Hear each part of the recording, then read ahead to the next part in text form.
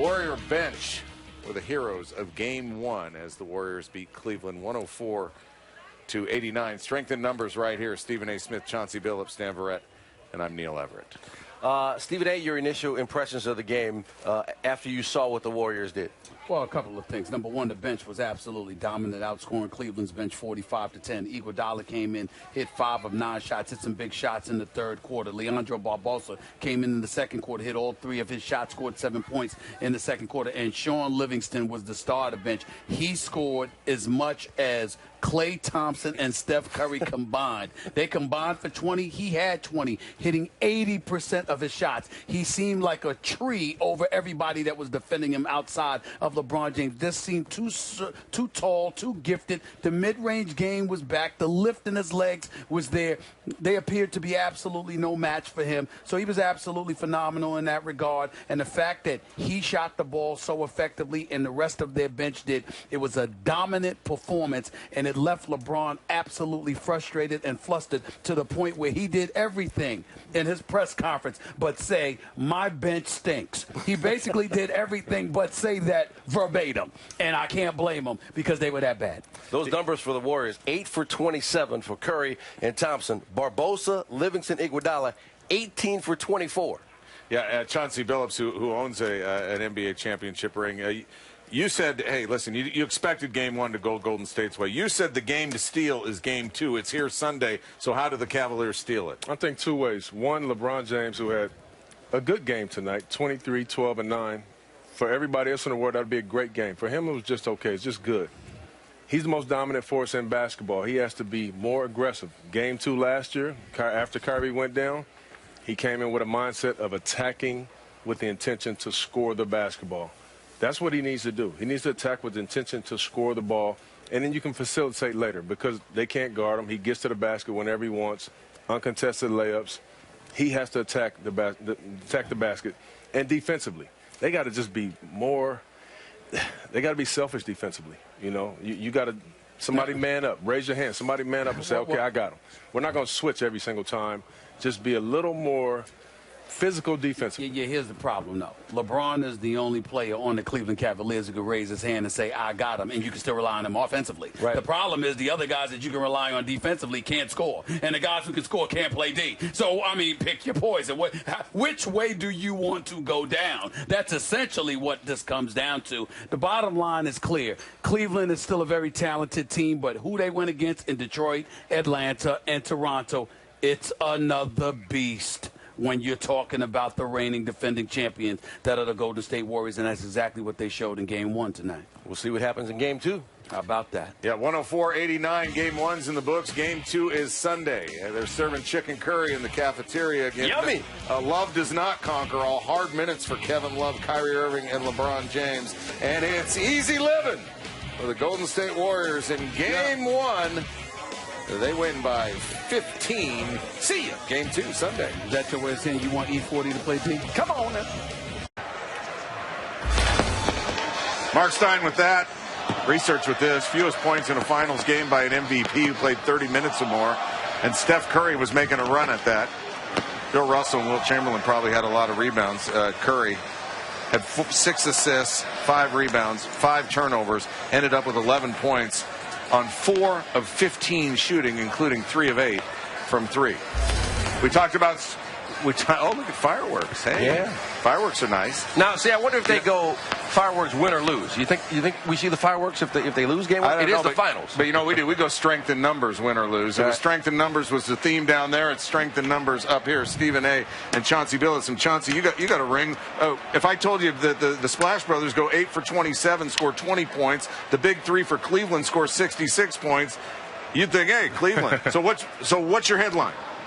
Strength in numbers. I mean, you look at it right now, you look at the bench, 45 points, 10 assists, 1 turnover. The bench, 10 assists, 1 turnover. That's excellent basketball. I mean, who would have thought we come into this series talking about Steph Curry, Klay Thompson, the effect that they'll have. Didn't play great today, but they didn't need him. I agree with you, but I don't think it's just about the numbers itself in terms of strength in numbers. It was a mismatch. Nobody looked like they could guard Sean Livingston. Right. He was a mismatch problem for them. Leandro Barbosa, nobody could match that intensity, that energy. Andre Iguodala constantly found himself in mismatch situations. We think about LeBron and his size, his physicality, but what about an Andre Iguodala, a Harrison Barnes finding Kyrie Irving on him, a Sean Livingston who looked like a foot taller than anybody on him other than LeBron James? They just seemed like Cleveland was no match for them. It's just one game, but that's just how it looked. Steve Kerr, podium, coach. Oh, there he is. Is that D Sharp? I don't know. E40 was sitting courtside. I know that's not him. Yeah, I can assure you it's not him. That's not E40. I can assure you there's a lot of people dancing like I do out there. Give it up. Give it up. It's not a good look. Warriors, yep. Cavaliers, no. So Chauncey. You like that E40. I like that. Who put you onto that? Stan coached me up. All right. Yeah, I like it. So we know all the yups. What about the nopes? What's Coach Lou saying? Cleveland defense. Cleveland defense, it was horrible. I mean, there's so many times that I looked up there and there's a lot of split action, uncontested layups every time. I mean, if you're going to give up three-pointers and layups against this team, you never have an opportunity to win a game. I mean, so Cleveland's defense was no resistance tonight. I mean, it was very undisciplined. And that's not like them. I mean, this team has been really defending at a high level, but we all know they hadn't played the Golden State Warriors. So it was a tough night for them. And that was the whole point. You played Detroit in the first round, Atlanta in the second round, Toronto in the Eastern Conference Finals. They are not the reigning defending NBA champions. That's number one. Number two, understand that as good and as impressive as Cleveland's defense was, they were better last year, but they sacrificed more defense for a better offense with Love and Kyrie on the floor because now they're healthy. Number three, we'd all be remiss in neglecting to point out LeBron James. Only shot 9 of 21 on the afternoon. Nearly a triple-double. Yeah, but settled for a few jump shots that he shouldn't have settled for. Right. Not to mention 2 turnovers in the fourth quarter when you could have stymied the Golden State Warriors and pretty much quelled their momentum. LeBron James came up short in that regard, but the most flagrant no-show was J.R. Smith. I mean, who shot J.R.? I'm sorry to bring up Dallas. Go ahead. J.R. Give it to him. J.R. didn't shoot. 36 minutes.